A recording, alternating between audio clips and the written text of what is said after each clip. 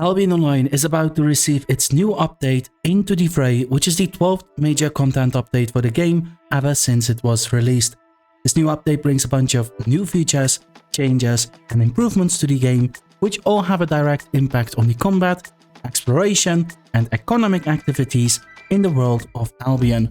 One of the key focus points of this new update is to allow players of all types and levels to get into the action more easily, which I think is a huge boost to gameplay experience for any player, as it will allow you to enjoy the game even more.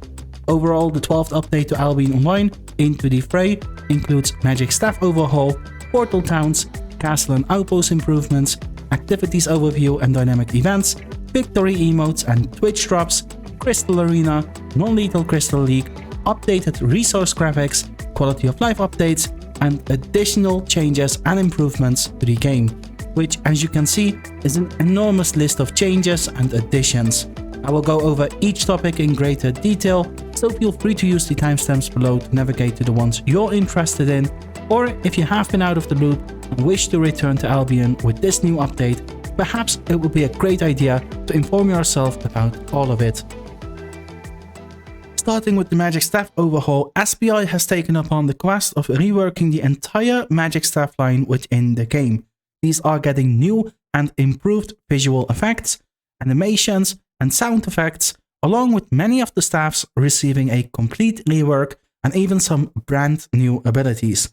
Something I'm sure every new and existing healer will be very happy about are the improved DPS abilities of the healing trees, which will make for a far more enjoyable solo, PvE and PvP experience. All in all, Into the Fray will deliver the changes to the Fire, Holy, Curse and Nature weapon lines, with Arcane and Frost to follow, and receive similar treatments in a future update. Something new and my favorite addition with this update are the so-called Portal Towns. Currently, when you enter a realm gate from a royal city, you find yourself directly within the Outlands, and more often than not in the middle of ongoing action. These new Portal Towns will replace the current Portal Zones and serve as an extension of the royal cities into the Outlands. This will make the transition from royals to Outlands much smoother, as you'll find yourself in a base of some sort that indicates you are now officially no longer in the royals, but in the Outlands instead. This will help new players distinguish these two areas of the game from each other, but also save valuable time for experienced players, as they can use these Portal Towns as a base to play from and return to. Valuable time that you can now spend on even more farming and roaming in the Outlands, rather than going back and forth and wasting a lot of time by doing so.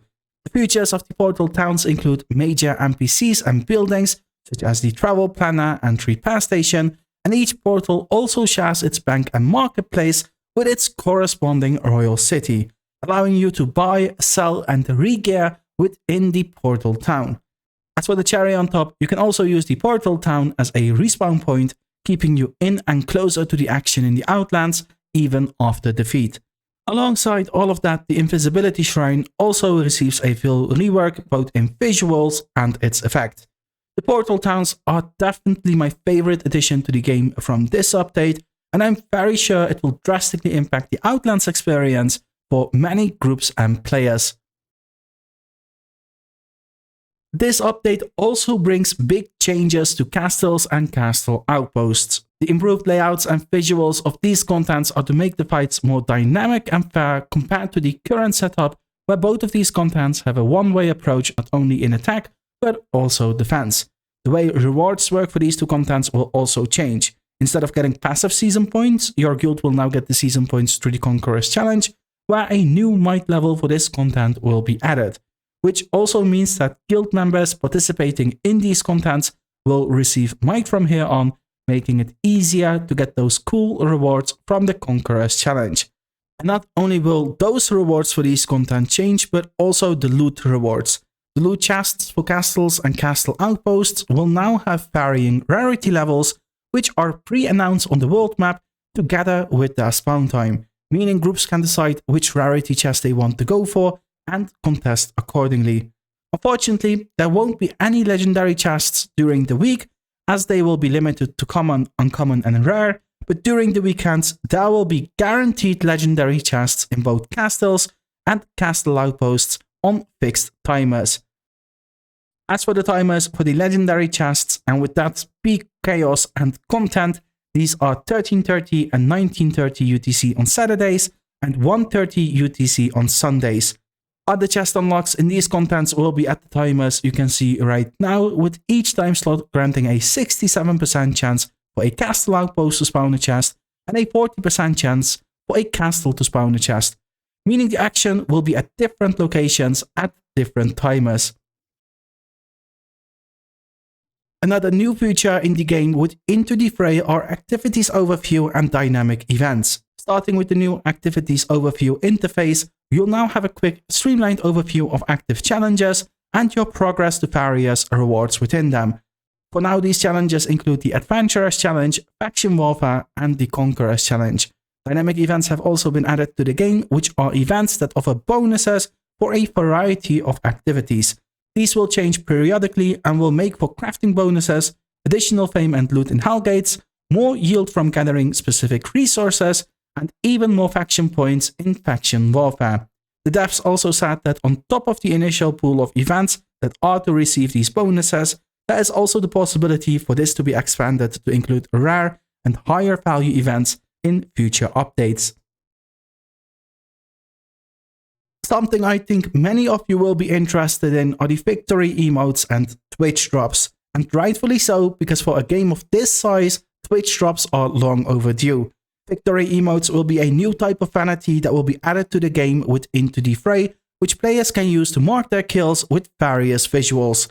These will work with charges, and every time you kill someone, a charge will be consumed, and the victory emotes can be acquired with gold or via the new Twitch drops.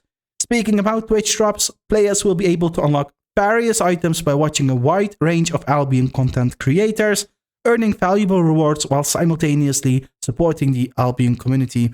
And I'm sure most of you got stuck at the word items, so you'll be happy to know that you can receive exclusive wardrobe skins, mount skins, and community tokens in addition to the new victory emotes.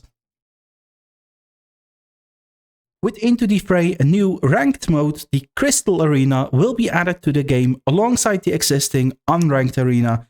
The new Crystal Arena will use Crystal League match rules, but the matches will be non-lethal, meaning you won't lose any of your gear in this new arena. You can sign up with a party of 1, 2, 3 or 5 members, and you'll be automatically merged into teams of 5 when the match starts. Arena seasons will begin with each guild season and continue through the off-season. All players will start at Iron 1 rank with 0 rank points, and the rankings will reset at the beginning of each season. The soft cap for this new content will be 900 item power, with a scaling factor above soft cap of 20%. Of course, the Crystal Arena will come with new rewards, as you'll get silver, fame, sigils, and Crystal League tokens, among other rewards, as you win matches and climb the leaderboards. Although the non-lethal aspect of this new content might give you a casual feeling, you should know that the rewards scale based on player rank, and the higher your rank, the better the rewards. You also gain additional rewards every time you hit a new rank throughout the different seasons, meaning there is a real incentive to approach this with a competitive spirit and advance to the top in this new content. Alongside the already existing and very competitive Crystal League, there will also be a non-lethal Crystal League addition to the game with the new update. This new mode will use the same rules as the existing Crystal League system, but you won't lose your gear in this new game mode, making it much more accessible for newer players. Although the rewards are below the full loot level, which I think is only fair, this new game mode will still offer big incentives for players to improve and climb through the ranks, as the high-level matches will offer huge payouts. The matches of the non-lethal Crystal League will take place at different time slots from the original league, so that players can participate in both the existing and the new league. With the new update, the graphics for all static resources are updated and improved as well. The visuals of each resource is updated to make them more appealing together and easier to distinguish from each other and their surroundings. As for higher level resources, they now look more valuable and consistently increase in size. The treasure versions also received a visual update to show the greater resources they contain. Overall, the enchantment effects are updated for readability and overall attractiveness, which will make it far more interesting and exciting to gather with Into the Fray. As someone that loves visual updates, I think the changes to gathering are very pretty and something I'm way too excited about for someone that doesn't even gather. On to the quality of life updates that come with Into the Fray, which are without a doubt one of the most necessary parts of any update. Luckily, Into the Fray brings a huge number of UI improvements to the world of Albion, such as lost equipment loadouts, which allow for easy rebuy and regear after that, crafting UIs that now include search and filter fields to quickly find desired crafting recipes, a new muted players UI that gives you an overview of mutes with quick management options, and a custom match UI that allows for quick setup of no-risk training battles. You'll probably be most happy to hear that the long-awaited party UI is now also getting improved, giving players more options for party management. The very controversial Journey Back ability will also be added to the game, allowing players to cut down on their long travels by skipping their way back from their adventures altogether. Along with Journey Back, the less discussed yet relatively controversial Gathering Tomes, which are to make leveling times for gatherers easier, will also be added to the game, which are tomes that grant Gathering Fame to the corresponding Gathering type. These new Gathering Tomes drop on rare occasions whilst gathering and can be traded amongst players. Additional changes and improvements to the game with Into the Fray are training dummies on islands, new map tooltips with information about connecting zones, automatic use of demolition hammers on hostile buildings, improved and expanded low-tier zones for new players, 12 new ability icons and 5 new achievements, controller support for mobile devices, and even more. In conclusion, the new update Into the Fray is coming to Albion with a massive list of new features, changes, and improvements. The most noticeable thing about this new update is how many of the parts are focused on saving time for players of all types and levels, which they can now spend on enjoying the game even more and progressing even further. Dynamic events were a massive success with the previous update, and is the second noticeable thing in this new update where the game is seeing an increase of such events. For an update that's supposed to be centered around a rework, I think the new additions are plenty, and everything that's getting reworked is looking absolutely amazing. Hope you found this video informative. If you did, please give it a like, and I'll see you guys very soon as we all head into the fray together.